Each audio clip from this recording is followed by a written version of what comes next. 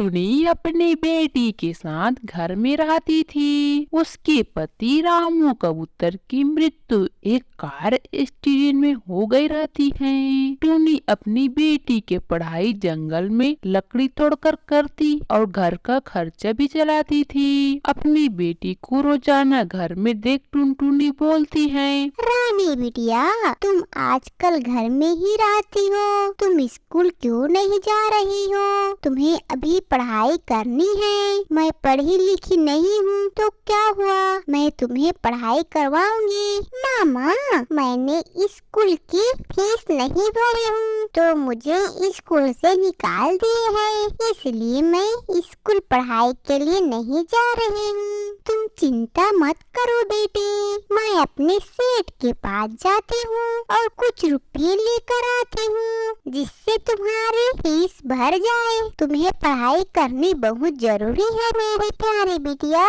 यहाँ बोलकर टुनी उड़ते हुए अपने सेठ के पास पैसे मांगने के लिए निकल जाती है। तो रास्ते में उसे कालू कौवे टुनी को रोकते हुए बोलता है, टुनटुनी, ओ टुनटुनी, मैंने तुम्हें बोला था कि तुम मुझसे शादी कर लो, लेकिन तुमने तो रामू कबूतर से शादी कर ली। देखो अब वो नहीं रहा। तुम्हें मैं अभी भी शादी करने के लिए तैयार हूँ। तुम मुझे शादी कर लो और मेरे साथ खुशी खुशी रहना।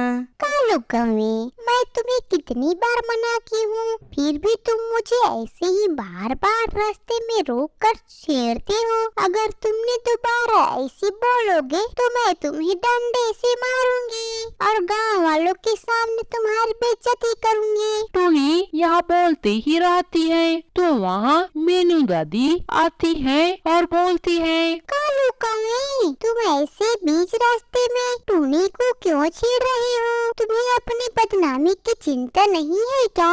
मीनू दादी, तुम हम दोनों के बीच में ना ही पड़ो तो ही ठीक है। मैं इस टुनी से शादी करना चाहता हूँ और इसे अपने साथ रखना चाहता हूँ, तो तुम बीच में ना ही पड़ो तो अच्छा है। कालू कौवे की बदतमीजी ज्यादा होती रहती है। उसे देख गांव वालों और पंछियाँ वहाँ जमा हो जाते हैं। गांव के और पंछियाँ वहाँ जमा हो जाते रहते हैं। यहाँ देख कालू कौवा वहाँ से चला जाता है। फिर टुनी सेठ के पास जाती है और उन्हें रुपये लेकर अपनी बेटी के पास आती है। फिर अपनी बेटी को लेकर स्कूल की फीस भरने जाती है। दोनों स्कूल की फीस भरकर वापस अपने घोंसले में आते हैं तो देखते हैं कि किसी ने घोंसले को तोड़ दिए रहते हैं। हमारे घोंसले को किसने तोड़ा है? अभी तो बारिश भी नहीं हुई है और न ही हवा चली है।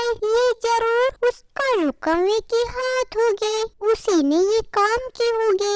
बेटी, क्योंकि उससे मेरी लड़ाई हो गई थी, अब यहाँ नहीं रहेंगे। हम यहाँ से बहुत दूर चले जाएंगे जहाँ वहाँ कालू कौवा दोबारा हमें परेशान न कर सके। यहाँ बोलकर टुनी अपनी बेटी को लेकर दूसरी जगह की ओर ले जाती है तो पास में उन्हें एक सुंदर सी घर दिखाई पड़ती है। उसे देख टुनी की बेटी बोलती है, मामा, यहाँ घर तो हमारे पहले घर से भी बहुत अच्छी है। रानी बिटिया, तुम इसे घोंसले में रहना, मैं खाने के लिए चारे लेकर आती हूँ। इसके बाद टुनी चारे की तलाश करने के लिए निकल जाती है तो रास्ते में ही बहुत बारिश होने लगते हैं। उसे देख टुनी पेड़ के किनारे रुक जाती है और सोचती है, मेरी बेटी का क्या होगा? इतनी बारिश है कि रुक ही नहीं रही है। मेरी बिटिया कहीं बारिश में भीग तो नहीं रही होगी। यहाँ सोचकर टुनी बारिश में भीगते हुए जाते रहते हैं तो रास्ते में बाज दिखाई पड़ता है। वहाँ खाने के लिए सोचता है। टुनी फिर बाज जाकर निडर होकर बोलती है, बाज भैया,